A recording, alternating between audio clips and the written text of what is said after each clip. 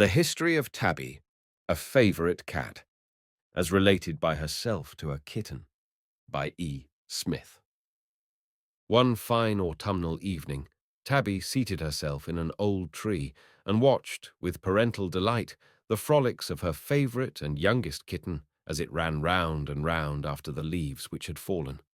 With all a mother's tenderness, she imagined no kitten like her own, and thought to herself, "How happy will that family be that gets my child, for no rat or mouse will dare to approach a dwelling defended by so active and diligent a cat."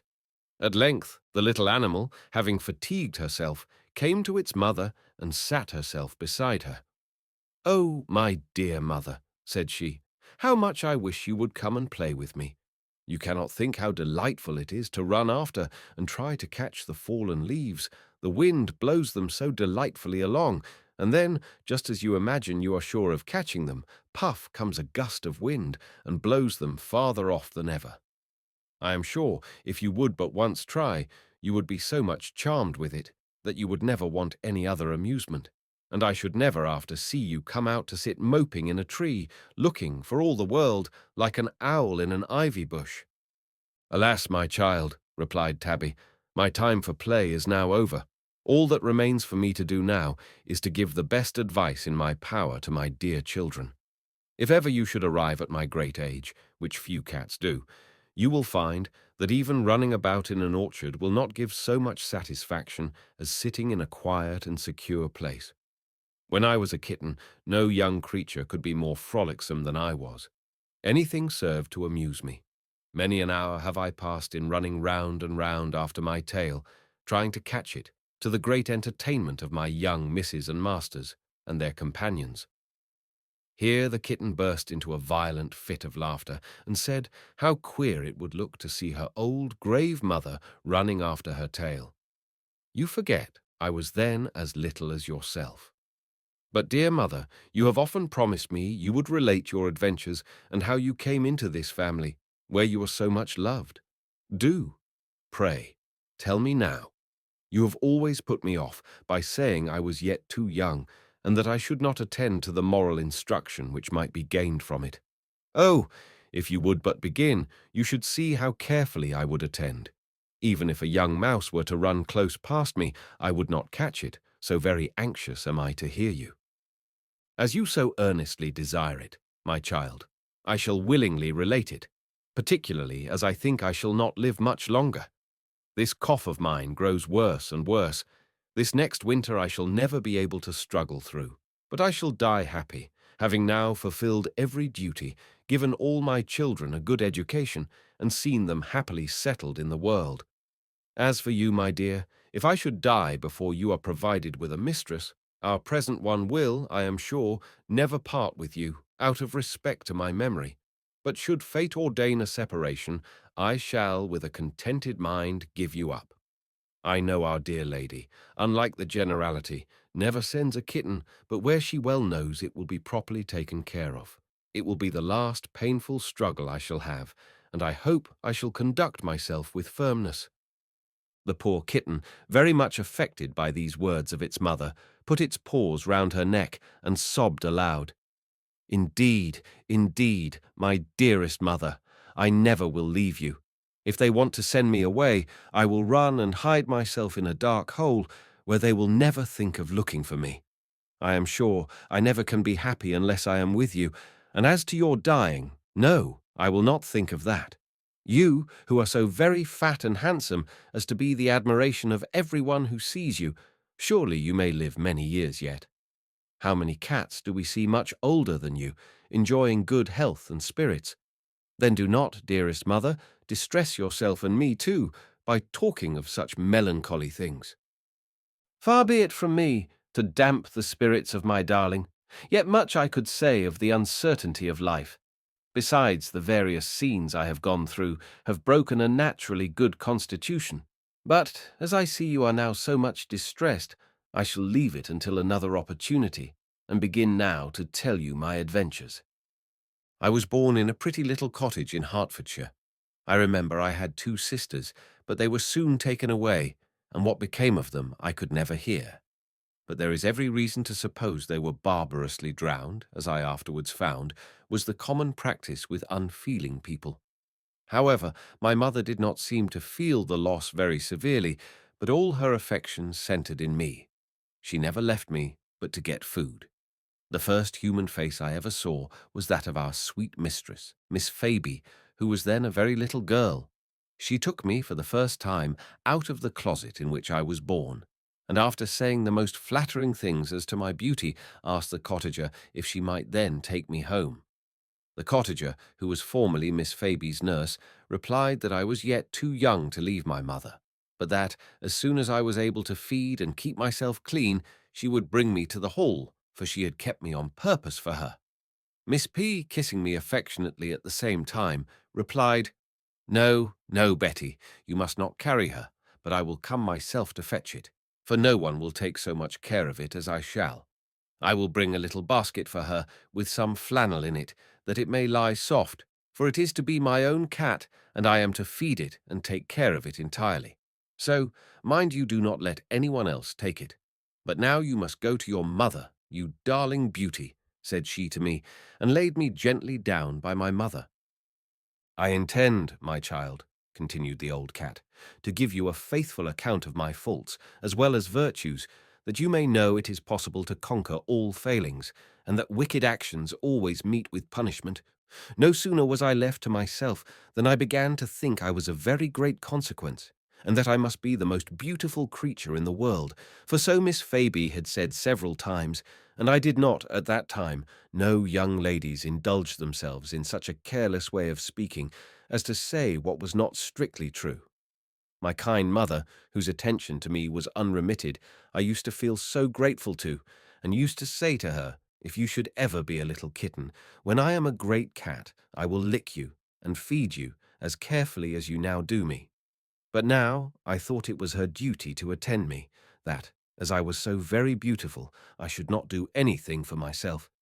I looked upon my mother as a mean sort of cat, whose mistress wore a stuff gown, and lived in a little cottage, while mine was dressed in a white frock and pink sash.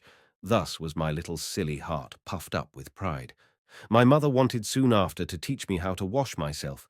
I said there was not any occasion for me to learn, as I knew very well I should always have some person to attend upon me.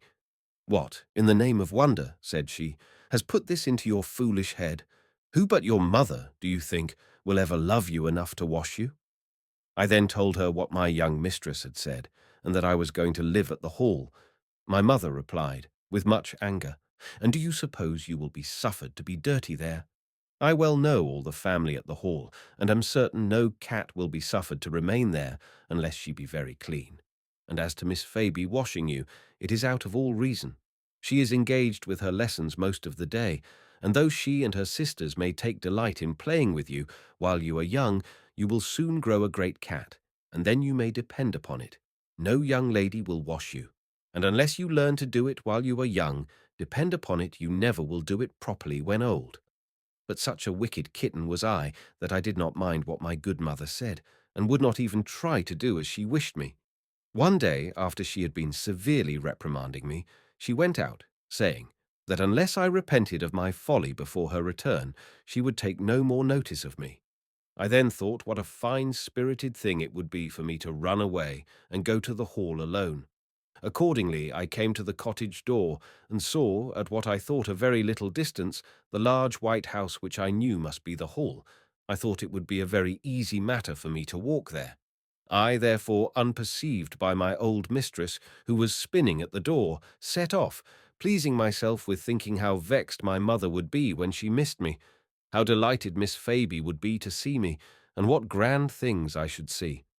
But, after walking through 2 or 3 fields, I began to feel very much fatigued, and, to my astonishment, the house did not look much nearer than when I first set out.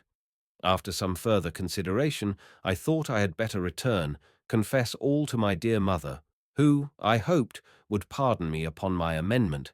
But how true it is that when once we do wrong, we cannot tell where we shall stop. Just as I turned round, with an intention of going home, what should I see but 2 boys who were looking for birds' nests, just in the path that I must go. I had heard my mother relate such dreadful things which had been done to her by boys, that though these were the first I ever saw, I felt almost frightened to death, lest they should see me. I set off running as fast as possible, and never stopped to look behind me until I found myself in the back court of the hall. I found my enemies were quite out of sight. I now looked about, hoping to see my mistress, but nothing like her could I see, and heartily did I repent my obstinacy, which had brought this fatigue and trouble upon me. While I was in this situation, a new and more terrible enemy approached. This was a large pointer dog, who, the instant he saw me, ran up.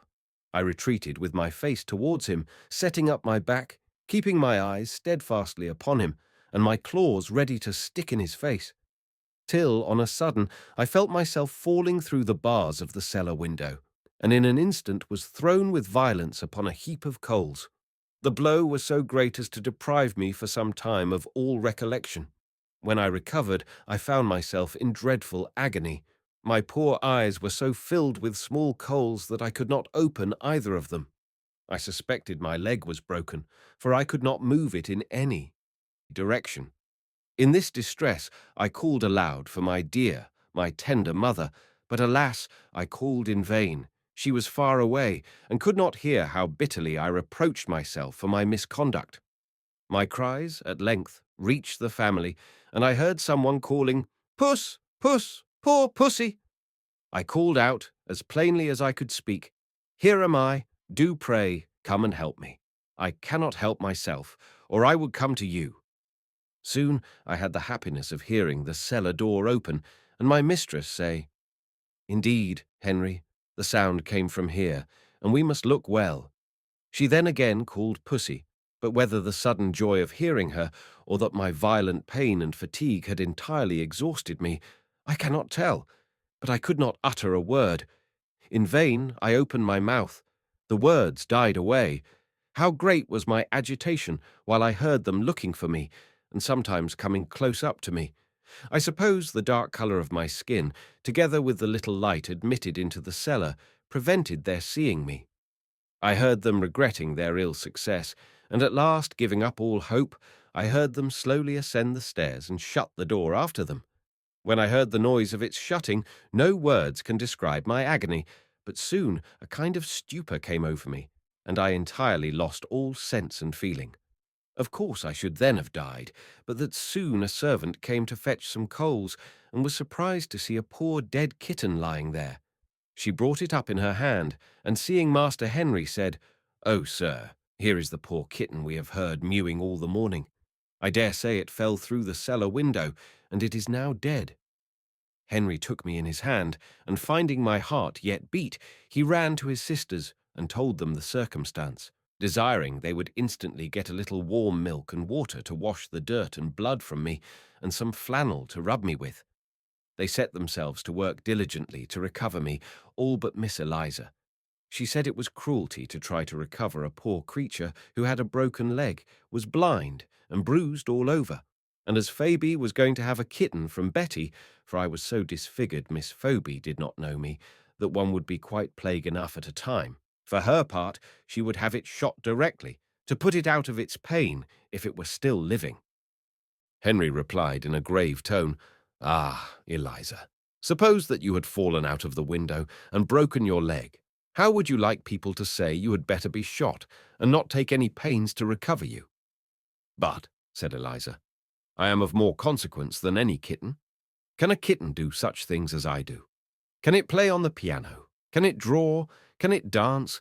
Can it—" Here her brother interrupted her and said, "It would perhaps be better for you not to know any of these fine things, if they are to make you hard-hearted. Besides, it is not by your own merit, but mamma's kind instructions, that taught you all these things. But how different is the conduct of our dear mamma, who can do all these things much better than you, yet how kind she is. She would not hurt a fly, so far from hurting it, that if she saw one in danger, she would assist it." I was by this time so much recovered as to lick my gentle mistress's hand. She was delighted with this proof of my amendment, and as I seemed to stand in need of warmth, she sat with me on her lap under her pinafore all day. Never was a mother more attentive than this darling girl was to me. And though she sat in the room where her brothers and sisters were playing the most delightful games, she never left me to join them. To this nursing I owe my life. I now got better and stronger every day. They soon discovered that I was Betty's kitten and determined I should now stay when I had strength enough to lap a little milk. My mistress's mamma said to her, "I am uneasy, my love, at your sitting so much. Exercise is very necessary for young people to preserve their health. While your kitten stood in such great need of you, I would not say anything, but now it is well enough to be left by itself. If you make it a comfortable bed, we will walk together to Beach Park, and then you may tell your friend Susan Richmond the addition we have to our family and ask her to come and see it." Phoebe immediately prepared to go with her mamma, and after making me a soft, warm bed in her doll's cradle and tenderly kissing me, she went out with her mamma. I shall now give you an account of the family. Mrs. Mead was a most tender-hearted, charitable woman. Her earnest wish was to make her children happy by making them good. All her time she devoted to their instruction. Miss Eliza, the eldest, was very quick in her learning, but the cause was she was more forward than most girls of her age. She was proud of her own abilities and did not consider the great advantages of her mother's instruction. She considered everyone who was not so learned as herself quite beneath her, and instead of joining at the different games of her brothers and sisters, would sit with a book in her hand, continually interrupting them with, "How foolish it is of you to spend all your time in play. If you knew how much pleasanter it is to read, you would always do it." I once heard Henry say to her, after she had plagued them some time, "True, Eliza, reading is a most delightful thing, and I am as fond of it as you can be, but still I don't think it necessary to read all day. You know, all work and no play makes Jack a dull boy. Play heartily when you do play, and work when you do work. That's my motto. Now, had you been reading heartily, and was as much delighted with your book as you say you are, you would not look off your book so often to tell us so." Henry was, next to Eliza, a fine, bold, spirited boy, and yet tender-hearted, so good to all the animals that he was the universal favourite. Nor did he confine his goodness to animals, but all the poor, for miles round, blessed him as he passed, and said he was the picture of his excellent mother. He had a garden, which he cultivated himself, the produce of which he took to the old cottages in the neighbourhood, visited them, and did every good in his power for them. It was a pleasant night when he went into the farmyard. All the animals came flocking round him. The pigeons would alight upon his shoulders and hat, and were not frightened away even by the dogs, who came barking and jumping about him. Animals which, at any other time, would fight with each other, approached him at the same time without fear, knowing they should not be hurt in his presence. But do not suppose he neglected his learning to attend us. No, his tutor, Dr. Smyth, said he was the most diligent young gentleman he ever had under his care. The next was Miss Clara, a sweet, gentle girl, but as she was very unhealthy, she frequently went to stay with her Aunt Dutton at Brighton for the benefit of sea-bathing. She was very industrious and painted flowers very beautifully. It was she who drew that picture of me, which you see over the nursery fire. The next was Master Augustus, who was rather too headstrong, and who continually run himself into danger, notwithstanding all his good mother could say. One time he was nearly drowned by going, contrary to her command, into the water. Another time, when some workmen were repairing the roof of the house, he took it into his head to mount the ladder, but soon he grew giddy and fell from it. One time he fell into the well, but fortunately there was not much water. In short, he was a great deal of trouble to his excellent mother, but he had, notwithstanding, a good heart, and is now so good, so diligent, as to be the delight of all his friends. The youngest was Miss Phoebe. Of her goodness I need not say anything. Her conduct to me puts her character in the most amiable view. But to return to myself, when I awoke and found myself alone, I began, as I now often did, to think of my dear mother, and regret I had not profited by her instruction. "What will become of me," said I, "when my mistress grows tired of me? What shall I do? When I get well, she will not think then of attending me with such care."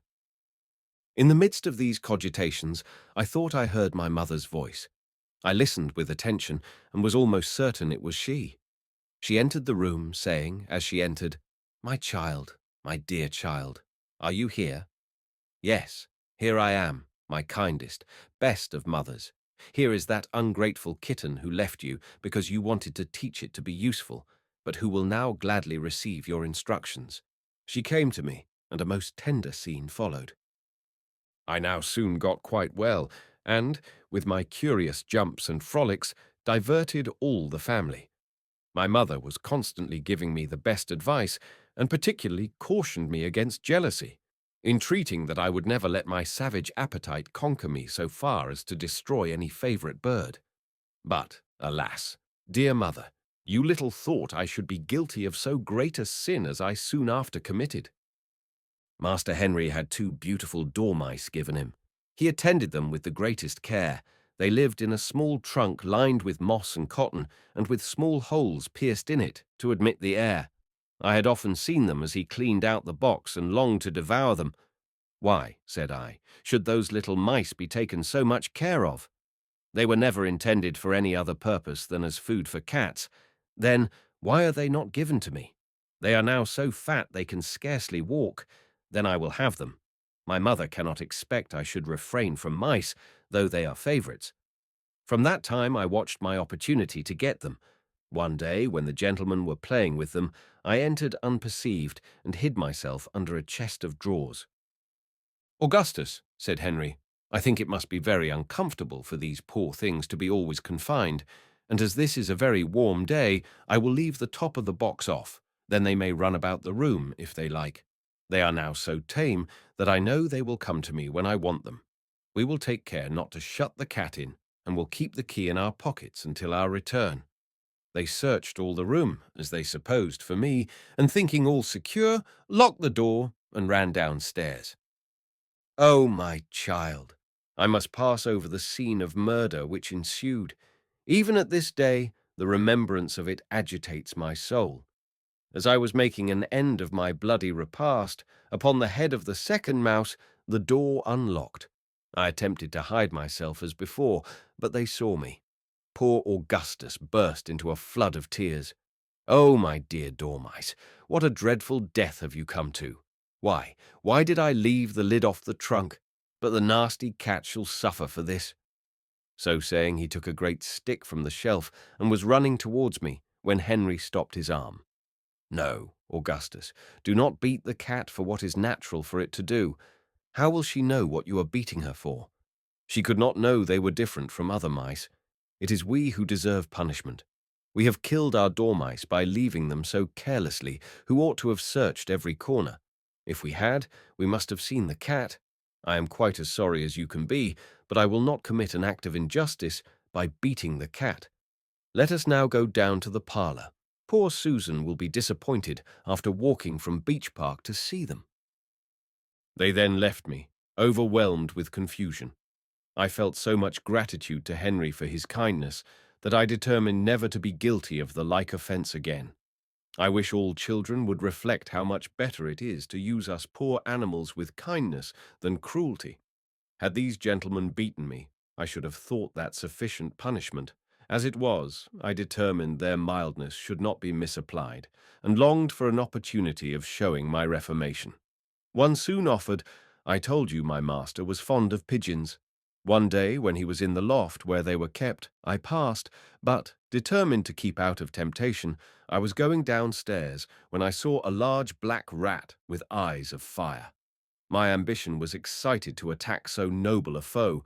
Besides the glory of conquest, I was urged by hunger, for my mistress had that day ordered the servant to give me my dinner, which she had neglected. It was now evening, and I had not eaten since early in the morning. I did not spring upon the rat without giving him warning, as, I am sorry to say, is too often the case with our species, but gave him timely notice by spitting and swearing.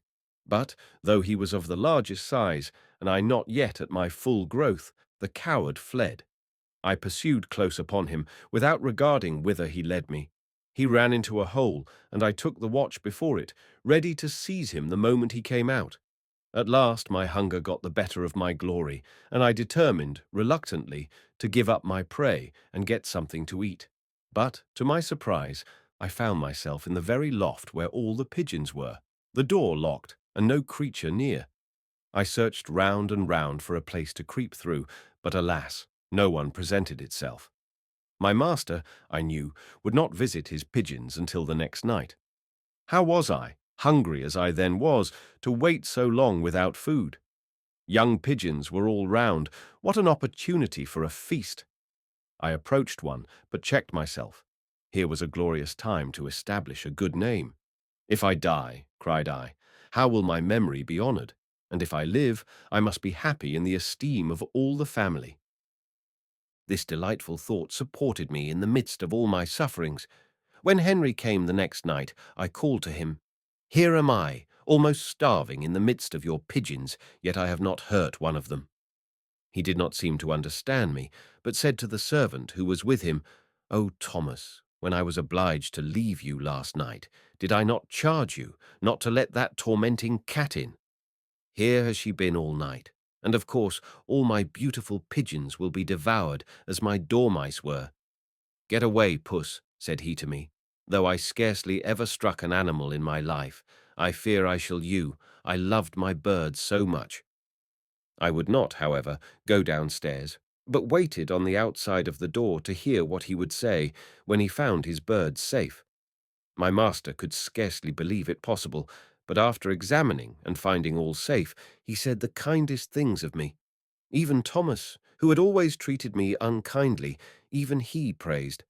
"Well," said he, "I will believe now that a cat has sense, and I will take care that she shall always be well fed for the future." Henry carried me down into the parlor, where he got plenty of nice meat for me, and told all the family what I had done. Never shall I forget the joy I felt. I was caressed by all the family in turn. Miss Eliza, for the first time, patted my back and said I was almost as wise as Ulysses' dog. "What story is that, sister?" said Augustus. "A certain Grecian general, who went to the siege of Troy, was so long absent, and met with so many troubles, that at his return no one knew him, none but his faithful dog, who was so overjoyed at again seeing his master, that, after licking his hand and looking in his face with affection, he expired at his feet. I am glad to hear you remember what you read, my dear. That story has always been a favorite one of mine, though I cannot see any parallel between our cat and your Grecian's dog." From this time I was a great favorite, and was often honored by having a little cream out of Mrs. Mead's own saucer. Many people who came to visit Mrs. M. were told the story, and they never failed to give me marks of approbation. One day, when my mistress was repeating it to a lady, "It reminds me," said she, "of a very strange circumstance, which fell under my own observation and is an undoubted fact. Miss W. of W. Hall had a cat of which she was very fond. The poor child was taken ill, and the cat used to sit all day at the chamber door, uttering most distressing mews. At last, upon the earnest entreaty of Miss W., she was let in. The poor cat seemed to know what was the matter, and would watch its mistress night and day. It could scarcely even be prevailed upon to eat, and grew quite thin. At last Miss W. died, and they did not like to drive the poor thing away, but soon after the funeral they lost the cat, and could not imagine what had become of it, until Mrs. W., one morning, walking in the churchyard, to indulge her melancholy reflections at the tomb of her daughter, found the poor cat stretched out, dead, upon the grave of her kind mistress. After this, I was often in danger. I have been pursued by dogs and more cruel schoolboys. I have had kicks and scolds from the servants when they were out of humour, or I was troublesome. Once, Master Henry had 2 young gentlemen to spend the holidays with him. I soon found they were very different from my dear Master Henry, but whenever they took hold of me, I defended myself with my claws and teeth. This made them think of a way of disarming me. They got me into their own room, and in spite of my cries and entreaties, cut off my claws so close to my feet that they were dreadfully painful, and put me to very great inconvenience. I could not climb a tree, catch a mouse, nor even hold my prey. Nothing they could have done was so great a plague as this. It was very long before they grew again, and they were never so strong or so sharp as my first. The only resistance I could now make was by biting, but they soon deprived me of that, by breaking and pulling out all my teeth. Ah, my child, it is impossible to describe the torture I then endured. It put me quite into a fever. I told my mistress, as plainly as I could speak, what had happened, and who had so cruelly treated me. What was my indignation when I heard these boys say they thought the butcher's boy must have done it, and the Meads, who were unsuspicious, never thought anyone in the house guilty. I was tenderly fed for some time upon soft bread and milk, and at last recovered from the pain. But what a mutilated, helpless creature have I been ever since. Another time, when I was dreaming a delightful dream, I felt myself rudely seized hold of by these boys, whose name was Arnold, and heard them say, "Now we will have some fine sport with this creature, as she can neither bite nor scratch, and as that lukewarm Henry is so fond of it, let us put it into his bed, that he may have enough of her." Then they put a cap upon my head, wrapped me up in a long cloth, so that I could not move any of my legs, and in this condition tied me with a rope into Henry's bed. What was his surprise at seeing me? He, however, untied me instantly and took off my bandages, but my poor legs were so cramped with my position, it was some time before I could use them. Henry rubbed them gently with his hands, which relieved me greatly. "Poor puss," said he, "you have been cruelly used, but you never shall be so again." Who could think that the Arnolds, who appear so tender, should be guilty of such a thing as this? I now think they must have cut off your poor claws and teeth. You shall stay in my room tonight. Tomorrow I shall tell my mother.